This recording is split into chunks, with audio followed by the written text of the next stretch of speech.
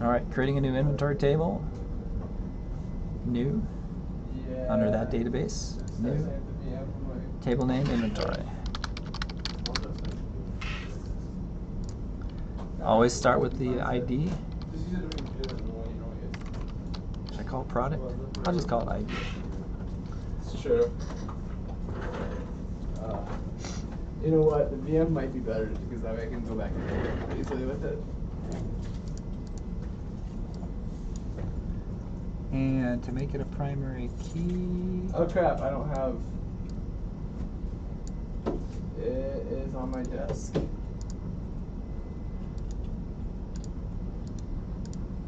So the overall thing is we're creating the server first, and then once we have the server and the directions how to create the server, we're then creating we're creating a database with each of these tables that meets the requirements of Fifth. Yeah. And you want us to give you the SQL script, not the just the screenshot. You can give me screenshots of it being created, but also include an appendix or attachment. And you don't want the SQL script obviously after it's been pre-generated. You want us to write it all out No, you can do the pre-generated one. You can. So I can use. You can use the designer and then export it, and just in your document say, I use the PHP MyAdmin designer. And then it's a lot faster to use the designer. Yeah. Is another thing. So we're okay to use the designer and then export. Oh, exactly. The SQL script. Okay. That was my question. Yep. That makes it a whole lot easier. Because typically, when you're designing a table, it's like a one-time thing. Yeah. Learning queries, that's where you need to be able to write a query on the fly. phone. And we have some queries then at the end. Yeah, towards the end there. So as you write out the design of your table, think, do I have the information here to provide this query? Or list of inventory items. Queries must contain, so all these are where the queries go here. Yeah. So I'm going to create an ID, and then I'm going to have its description. No, actually I'm going to have a title and then description. I got my flash drive.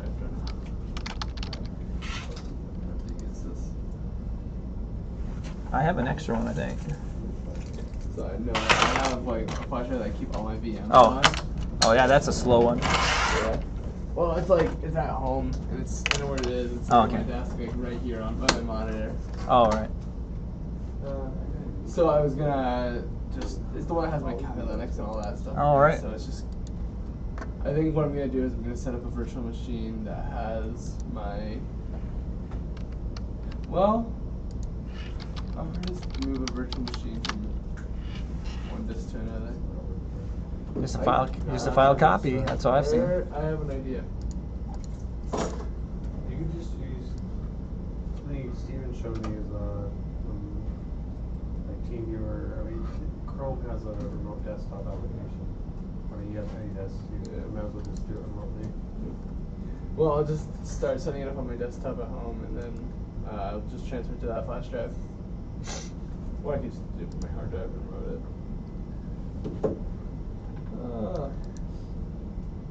I'm going to put price, and then I can add one column, one byte on. I think I'll have quantity on hand.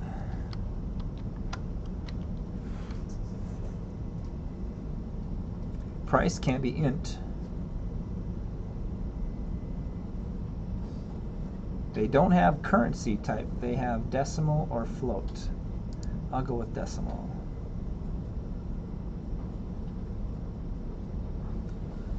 Let's see if it's happy with that so far. Yeah, and save. And I can add more columns. There we go. The sun.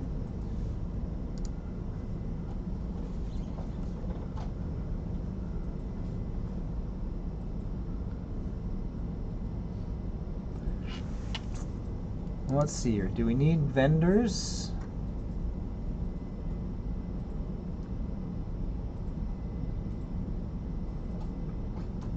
And we have till the finals. We have the next 2 weeks then after. Yeah. Okay. Probably dig into this more that week. And if you get stuck on anything, even over a break, I'll try to be watching emails. Okay. If you want to work on it during break, that's fine. If I get time, I will.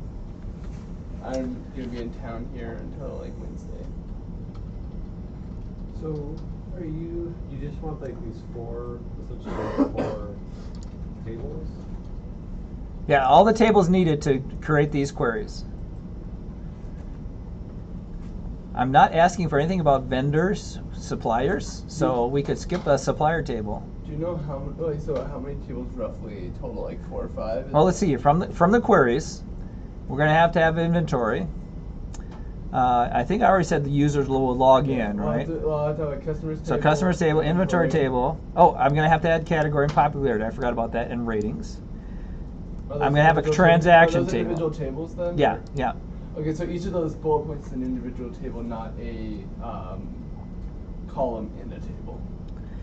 I would say they're likely columns in the table. Yeah, So like these are columns in the inventory table. Got it.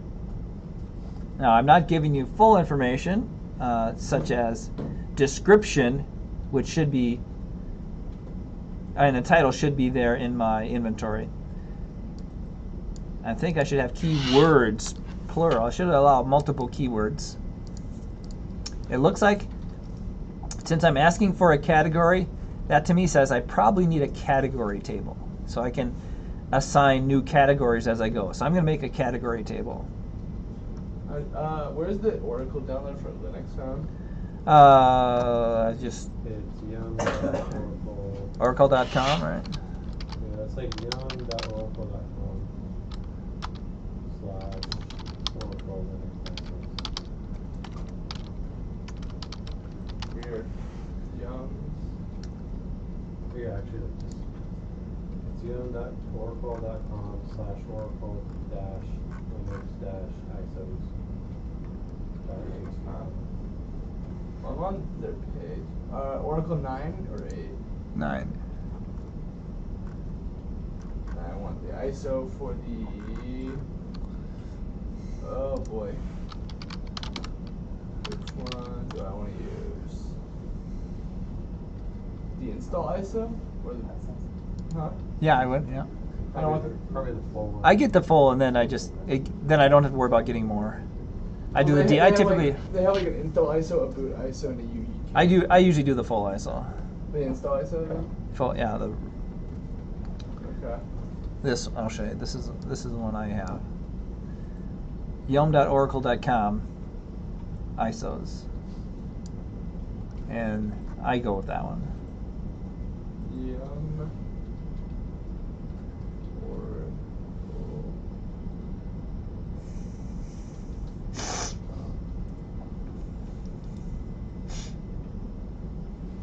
Then you go to.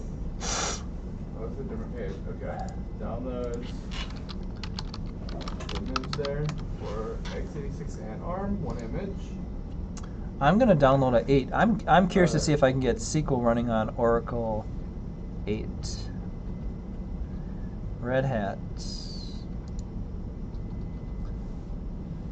And you want the full OS. Okay, I see. Yeah, Red Hat 8 point anything. I'm gonna try 8.7 and see if I can get MS SQL to work on it. So I'm gonna download that one. I think I'll do it on a VM. Put my D drive.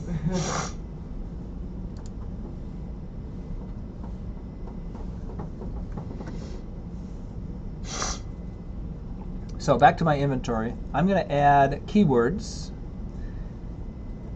And I wonder if it'll let me move them. Let's try. I'm going to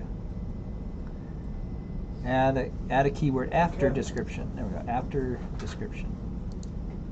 It says how fast my internet is. My ISPs are funny. My ISP is funny. I don't know if I told you this story. I got like an email from them. They're like, "Congratulations, we're upgrading you from internet 400 to internet 600." I'm like, "Oh, cool." And then like in the bottom it had like, "There'll be a small increase of $10 a month to your bill." And I'm like, subtle. I see how it is. ISPs are the most backwards organization. They give the new customers the benefits and then let the old customers just suffer. Oh, yeah. Right? Yeah. Like normally there's like loyalty and stuff like that with Yeah. a company. Now with ISPs, they're like, "Oh, you've been a loyal customer for 9 years? How about an extra $10 a month?"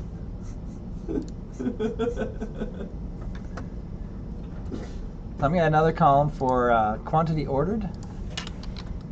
Number, what should I say? Popular orders completed. Shipped? How about order shipped? Mr. Manning, do you know the process for ripping a VHS tape to digital? The only process I've seen is people have a video card they play it into at real-time speed and record, like with OBS. I don't know of a faster way to rip. Interesting. Unless you have a player that can play it you use fast. the capture card, and Yeah. you have to use an analog to. Yeah. You have to use an HTML upscaler and then use a capture card. Yeah. That's the only way I would know. Since like If it'll let you play double speed since I was just talking about like without losing my- quality. My parents have some like old VHS tapes from when we were like little. Like, Yeah, filmed yeah. And stuff. So like, for mainly Nate and I don't think there's much for Abby.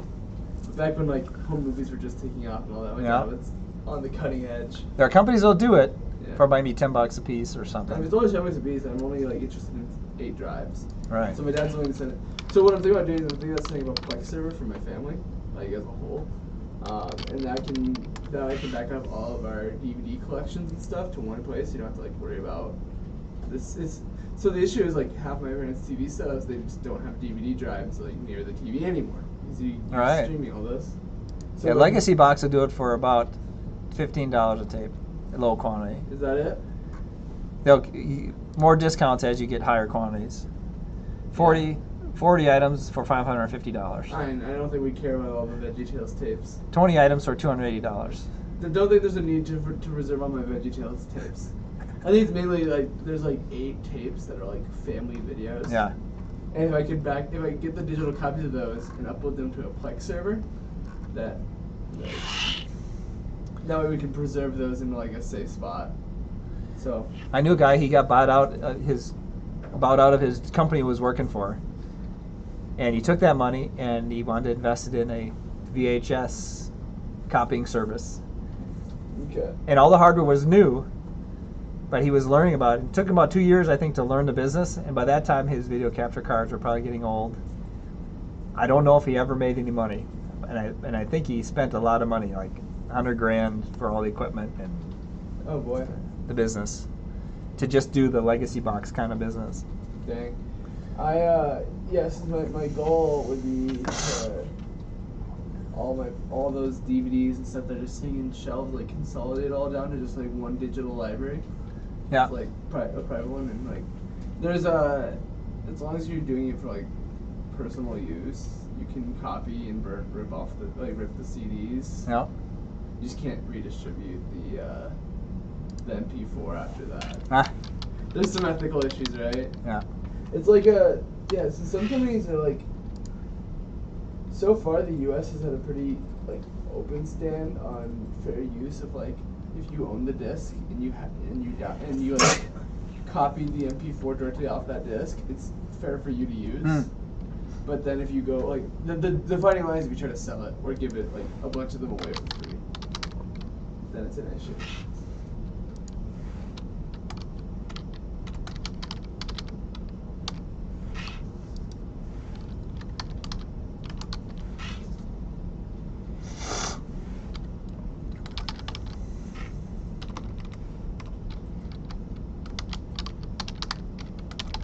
But yeah. So it'd be fun to take all those libraries of just tons and tons of movies and just like convert it all into like one Netflix. Plus then have like your old VHS tapes and stuff archived up there. Now obviously you're going to have that server pretty secure and probably running a decent RAID array. So that might be a project for me this summer. Or just in my spare time. So let's think about it, like those VHS tapes have been around since like I was little. I think my dad stopped filming them around like when I was like 5. So they're probably getting to the age of like they're gonna start degrading pretty bad. Obviously they haven't been played in a very long time either. So I decided to create a ratings table. So then whenever somebody rates something, it's just a new entry into the ratings table.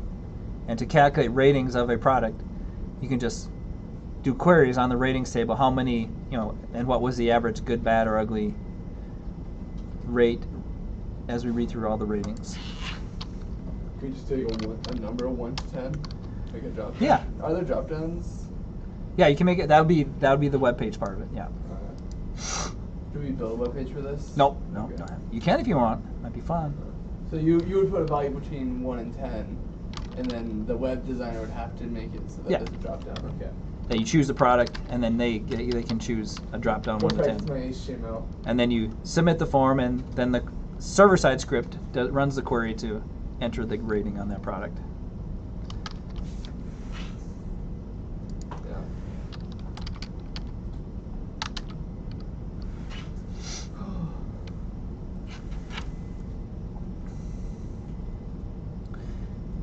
I'm going to keep a date rated, because older ratings are not going to be as meaningful. And I'm going to have that be a date timestamp.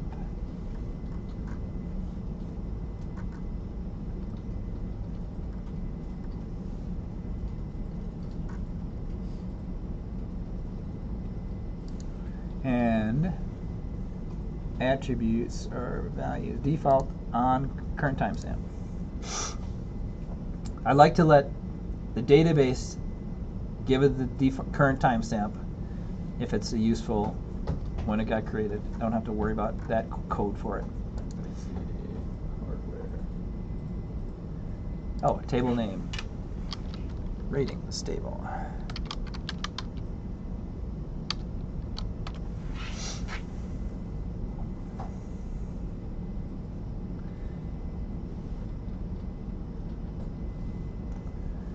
Let's see. So that'll let me rate a product.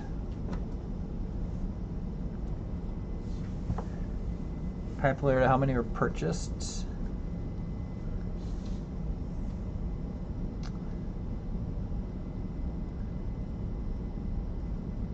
I think I need a shopping cart table.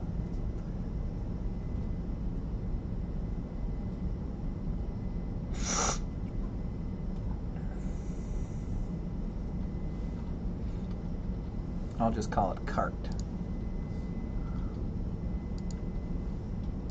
I'll call it shopping cart.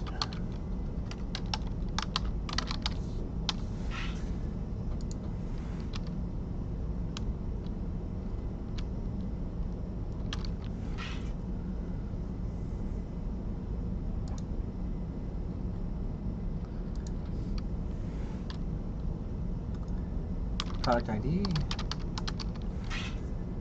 quantity,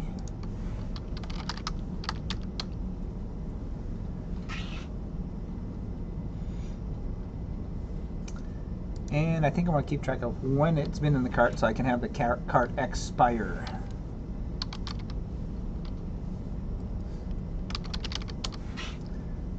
Don't want our shopping cart to just sit there forever. So I can run a stored procedure. Remove old things from shopping carts, put them back in inventory if they go stale. What else would I want on a shopping cart? Oh, I have to know what customer put it in the shopping cart. So I'm going to have to add another column here.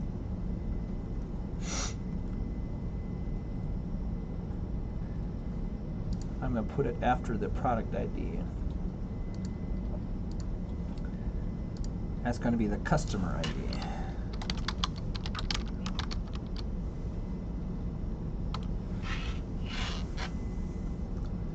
So a customer can store a product into the shopping cart. I think that's all I need to keep things in the shopping cart. And I know what date.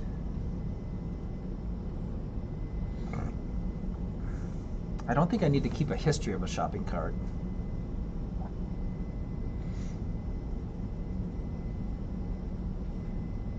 I'm going to keep it simple. I don't need to do a log of what's been in the shopping cart over history.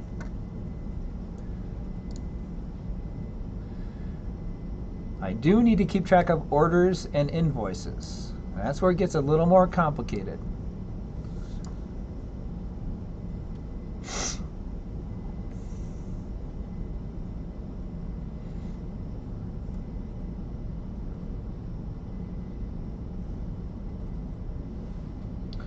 So So I'm going to have an invoice and invoice items table. I think I have to have two separate tables. I'm going to start an invoice and add items to it. And that will contain the total, and the invoice list will be the items in that were purchased. So I'm going to create a new table called invoice.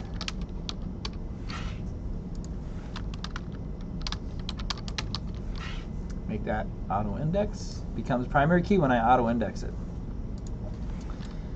Let's see here. Customer, that's doing the invoice.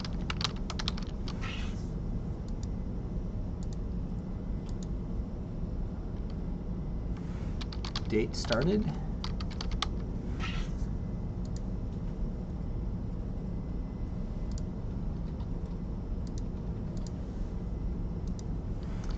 Date processed.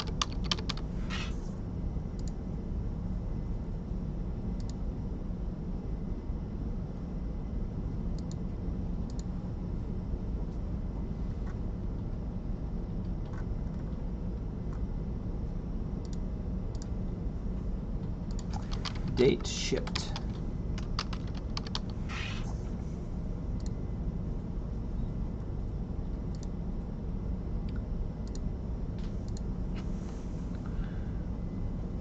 Customer better be required. Date started will ought to get filled in.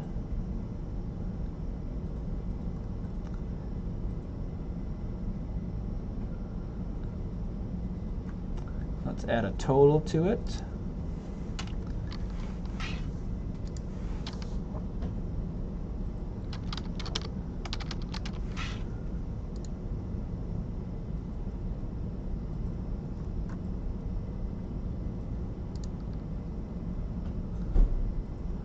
What else? Price total, tax total.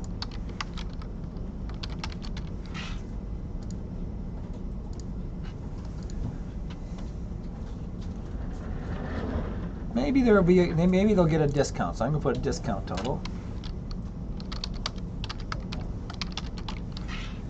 Could the order history be the itemized, like the lines on the invoice? Yeah. I would, if I were doing order history, I would give them a history of every invoice that for that customer. I'd have invoice, and then for each item in that invoice, I'd have them alphabetized. So I'm going to have an invoice table and an invoice items table. That'll be related to that particular invoice. The invoice will keep track of when they started it, when it got shipped.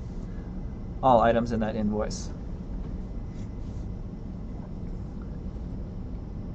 And then the invoice items will have a product ID and invoice number, and then the quantity price for that product. I think that'll do it. So there's my invoice table, and save.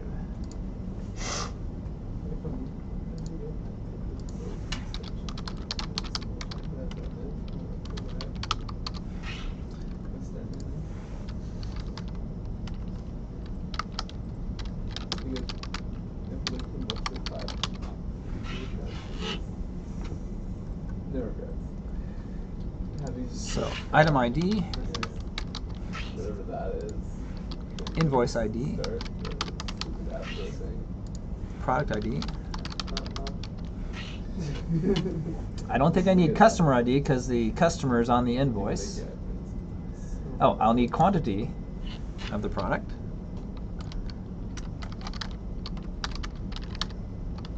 And I need to keep track of the price because the price may change the next time they order it. So I want to know what was the price at the point of this invoice. So I'm going to put price on the date that it was ordered. And since it has to do with when it happens, I need to know when it was ordered. I'm going to put date entered. Make that a timestamp. And that'll be automatically assigned current timestamp. They don't become a part of invoice until they say, purchase, processing their shopping cart. Let's see, does that give me everything? Say order an item, attached to an invoice, the product they're ordering for that item number, how many, the price per product. I suppose the product table should have whether it's taxable or not. I'm going to go back to that inventory table. I think that's good enough. I can always come back and update that. I'm going to go back to my inventory table and modified structure. I'm going to add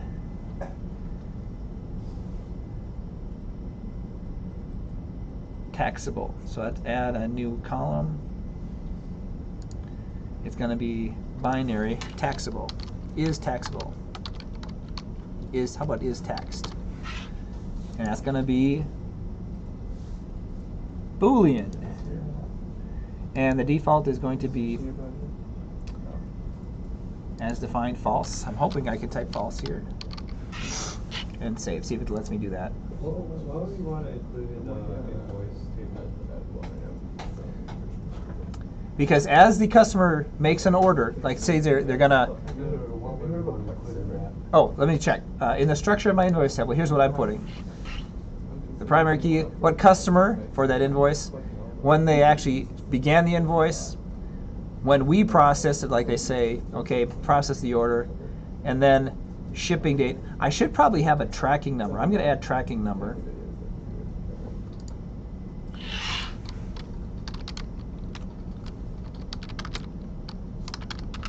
And I probably should have shipper too. I'm going to make that a varchar. I'm not sure what the format of tracking numbers are. Let's make them 32 maximum length. And I should probably have the shipper. Do I need a whole shipper table?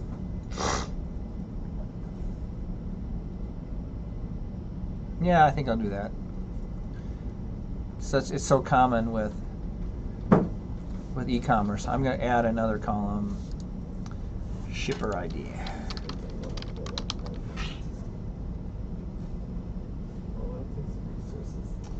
Which is implying I'm going to have a shipper table. And let's see if I can move that. Can I move that up? Let's see, with checked.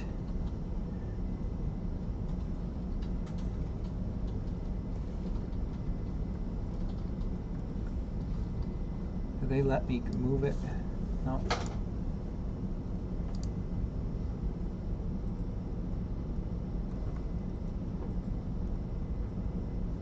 Let's see if they'll let me move it more. I suppose I could delete it and re-add it. Change. I'm going to delete it and put it in the right place. I don't like it being at the end of my list.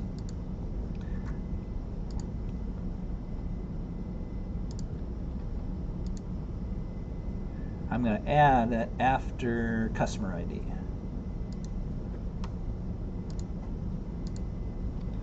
Shipper ID.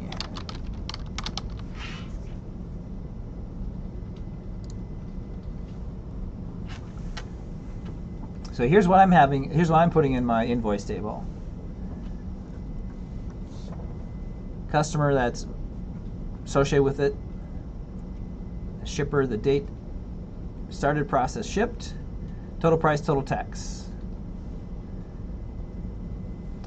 Maybe there's a discount that I'll give them, and then tracking number. I don't know if I need anything more than that for invoice. And so all my invoice items will simply refer to the invoice ID that they're contained on.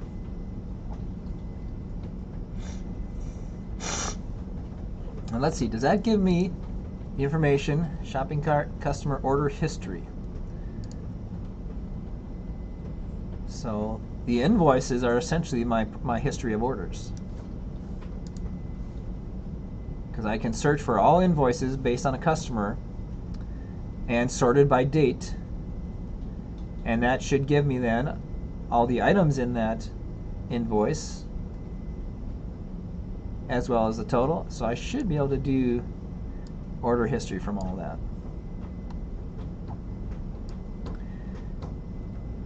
Dealing with keeping items on hold in inventory, I think I can handle it by just querying both my shopping cart, what's in the shopping cart, and what's in inventory. When I take it out of the shopping cart and process it, that's when I actually permanently delete that from my shopping cart, and inventory has already been decreased. When I put something in my shopping cart, I decrease inventory by that amount, so someone can't come and buy it while I'm having it in my shopping cart.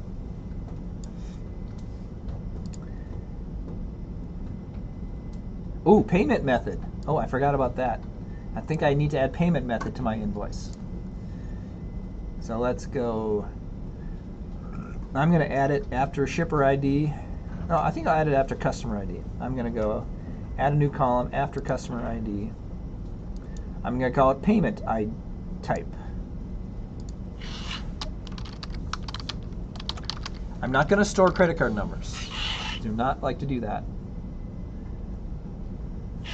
But it will be referring to a list of payment types listed in my payment types table.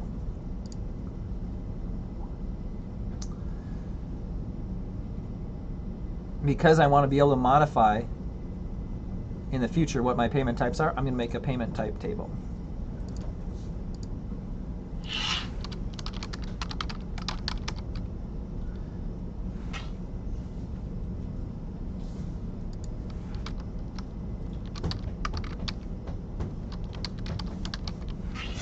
Make that my primary key.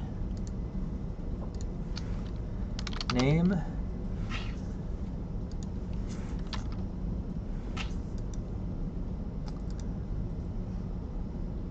I don't think it likes name for a, how about title?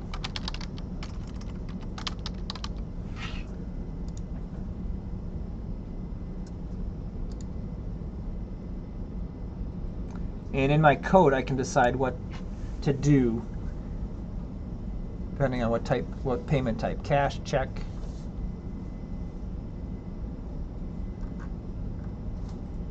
Save. I think I have the tables. So that's here's my tables. Let me zoom in that for you. There's my tables. I think that is a good start at what the tables I'll probably need to do the queries that I'm being asked to do. Yeah. Oh, category. What's the category for? Since back here I want to be able to name the category a product is in my inventory, I created a category table so I can add more categories without redesigning my tables. So the payment, when I view inventory or when I add inventory, I will be assigning a category to that inventory, and I'll have the option, add new category. We'll add a category to this, but there'll be a pull down when they're adding items to say, what category is this new inventory you're adding to my inventory database? Huh. And this is how, I think this is how eBay got started. They basically built something like this, and little by little tweaked it, had auctions, had customers, bids, bid history, a timestamp of when the auction was gonna end. You can imagine building your own little eBay, keeping all the data, and then just a matter of, okay, the browser front end for keeping track of all the information. Get it installed? Yeah, it's installed, but it's very Pop OS. Oh yeah? Is Pop OS Red Hat based at all? No, it's Debian. Okay. But it has a similar... Just the GUI? The GUI. The dock. So, although the dock, this is interesting. Yeah, a lot of people are using that kind of docs now. Yeah. I don't know if you use Pop OS. It's probably my favorite Linux. No, I haven't. It's super stable, but it has like the reason I like it is the Pop OS store, the App Store.